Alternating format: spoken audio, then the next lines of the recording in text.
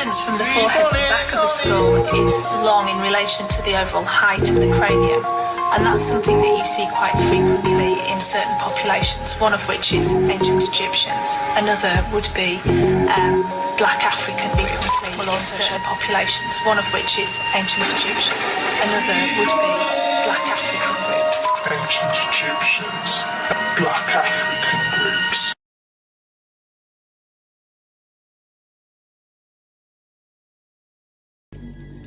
But some scholars now believe Cleopatra and her siblings had African blood. Could the answer be in this skull? The distance from the forehead to the back of the skull is long in relation to the overall height of the cranium, and that's something that you see quite frequently in certain populations, one of which is ancient Egyptians. Another would be black African groups, will also show that characteristic. This one certainly looks more white European. This one certainly looks more white European.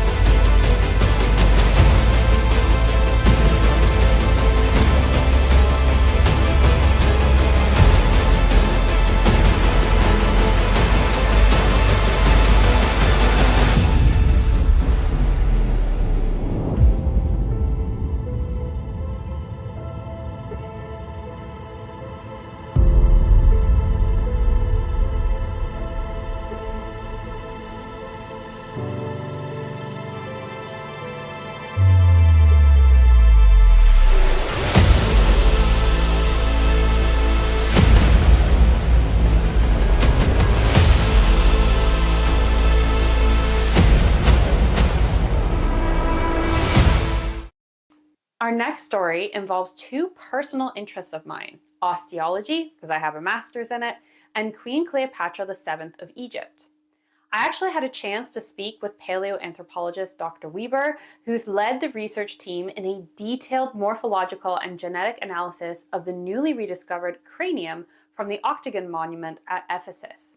Let's dig into the interview. Welcome to the channel, Dr. Weber. It's exciting to have you here today to talk about your discovery. Can you tell us a little bit more about the significance of these remains from Ephesus and their location? Yeah, the significance comes from the fact that the people thought in the last at least 20, 30 years or even longer that this might be the sister of Cleopatra. Mm-hmm. Her name is Arsinoe the Fourth, and she was obviously killed in Ephesus, 41 before Christ. There is a monument on the main street of Ephesus.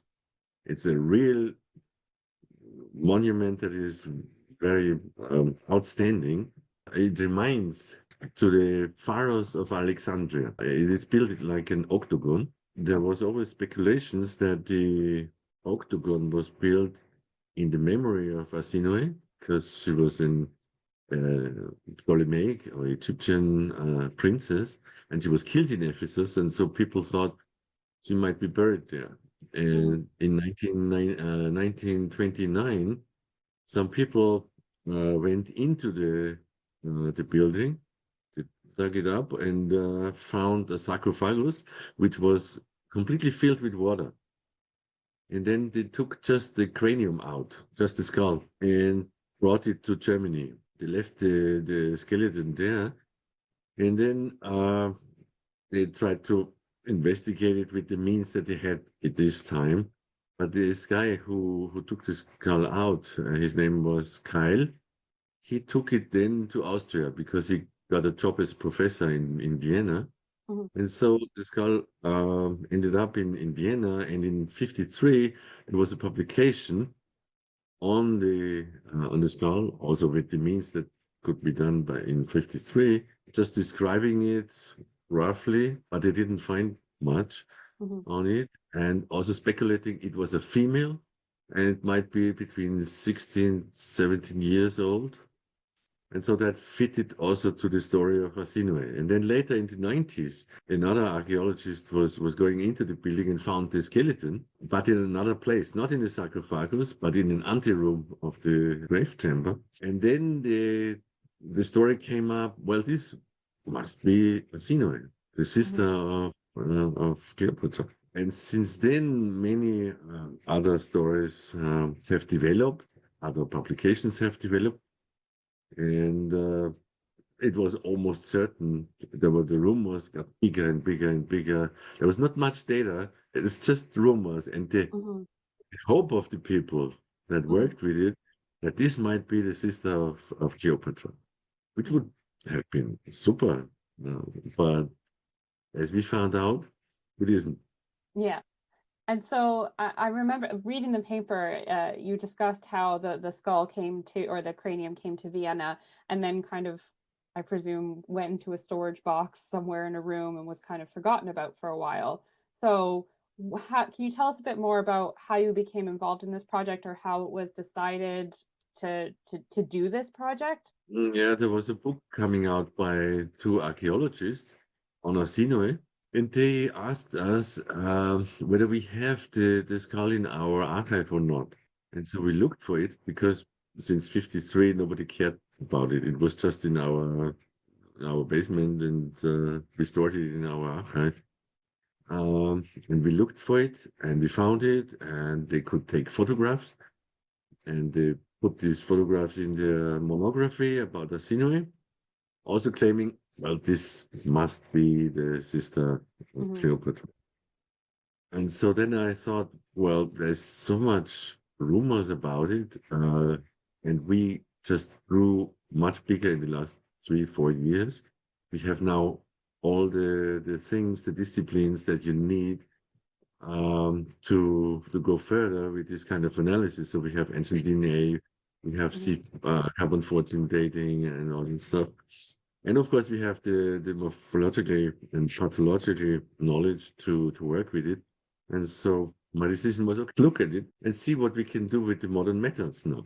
And so in that vein, what exactly did you find, besides the fact that, as you've alluded to, it's Well, we not found out Arsinoe? that, first of all, it is not Arsinoe, because the DNA says it's a male. We did that twice. We did it on the cranium. It was quite surprising, of course, because all the other anthropologists so far had claimed this might be a female.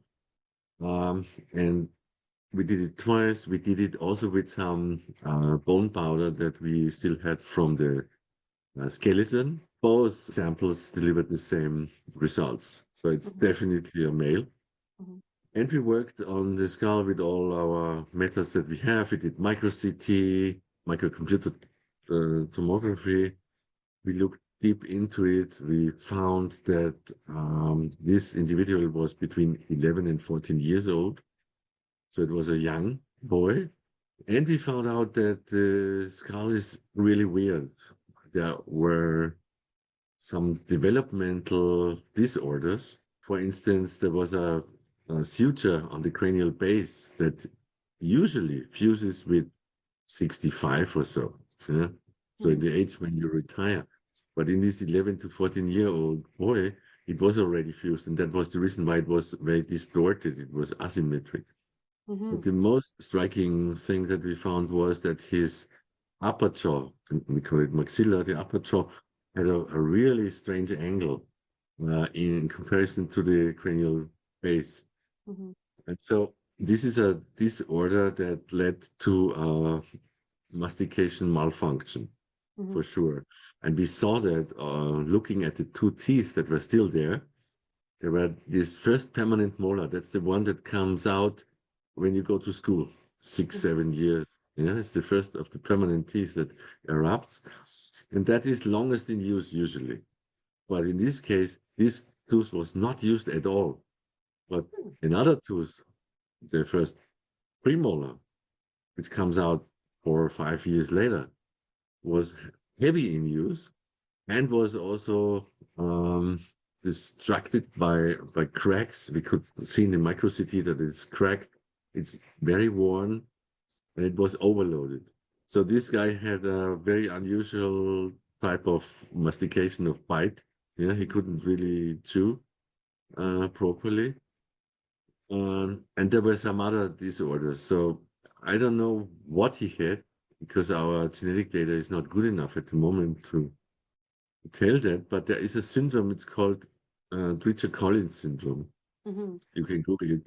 And these people look a bit strange, but they have this kind of strange angle also of the upper jaw to the cranial base and a very small mandible, Mm-hmm. lower jaw.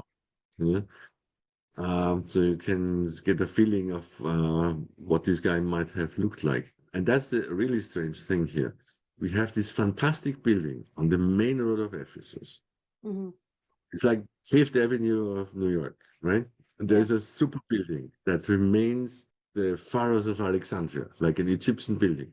Mm-hmm. And what we found was an 11 to 14-year-old guy who had really severe problems in his development. Mm-hmm. What the geneticists then could find out with the genes that we have is that he was most likely from Italy or Sardinia.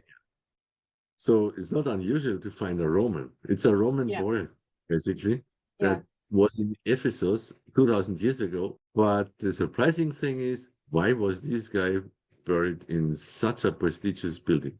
Yeah. Yeah. It's almost come up with more questions than it's answered now. The whole thing. Definitely. There are two things at hand that have to be solved by the archaeologist. First of all, this is not a sinew, for sure. So they have to continue their search for a sinew. And the second thing is, why did these parents of this boy or whoever was doing it bury that guy in such a prestigious building? Yeah, that's really an amazing question. Yeah, we try to continue a bit with genetic analysis because we have pretty good data, but not super good data. As you can imagine, if DNA is 2000 years old, Mm-hmm. so we try to make that better and try to find out if there was, for instance, this genetic syndrome that I mentioned. What could he have suffered from? And what we also want to do is we want to go into isotope analysis, which we didn't do yet. Mm-hmm. And with the isotopes, um, we could probably tell where he was grown Mm-hmm. because he's most likely a Roman, but we don't know if he was grown up in Ephesus or did he come from Italy or Sardinia later. And then potentially, yeah, give you a bit more of a clue as to who he might have been. I would assume a high status person to have to be put in a space like that, but That is one hypothesis. He could have been a very high status person, but a poor child, 11 to 14, that died with a severe syndrome, and his parents just built this super building on the main street just for him. There's still another hypothesis because we have this reminder to the pharaohs of Ephesus. So probably think about it. Athena was killed because Cleopatra wanted it, and her ally, Marcus Antonius, who was in power for the Romans then, he took care that she was killed. It's not so unusual in that time. No. The people tried to kill their closest relatives, to keep their power. But she was killed in 41. So if you kill a person, you don't have a monument ready, right? So between the building, the construction of this octagon, and the murder of Arsinoe, there are probably 20 to 30 years until the building was finished. So they would have to store the corpus of Arsinoe anyway, somewhere, for probably 2 or 3 decades. And then when the if their intention was really to build it for a scenery, then they would have to find Mhm. a skeleton and rebury it. Mhm. Probably they made a mistake. I don't know. Yeah. Right? They didn't find it and just took another poor young Roman skeleton that they found and buried just for finishing the task. We don't know that. But Yeah. that's the speculation. So that's something that the archaeologists now have to work on Mhm. and find out what is the background. Why was this poor boy buried in such a prestigious building? Yeah. Well, an interesting project to be sure. Where could people potentially follow this story as it develops? I mean, we just had this publication Yeah. in scientific reports. Everybody can download. It's free access, Yeah. so everybody can read the paper. Keep in touch and let me know if you have any further discoveries, and I'll Yeah, be more than happy sure. to continue featuring it, because I think obviously one of the reasons why this story made so many headlines is because Cleopatra the Seventh is very well known, and since there's no other, to my knowledge, of no other immediate family of hers or her has ever been found, and there's a lot of people Right, looking for that. right. So Now yeah, that would have been the great thing if that would yeah, have been really the half sister of Cleopatra. yeah, We would have her DNA. I mean, we yeah, have the DNA of this person, but it's not us anyway. But if Cleopatra is found one day, yeah, perhaps that would help. Yeah. we don't know. Yeah, it would be super because then you could compare the DNA and say, oh yeah, there's Hmm. a great relationship between them that must be really Cleopatra. Hmm. But no, in this case, it's just a Roman boy. Well, we just have to keep digging then. Yeah. What an interesting discovery, and something that actually technically rewrites history books, since we've been assuming for so long that this was the skull of Arsinoe IV.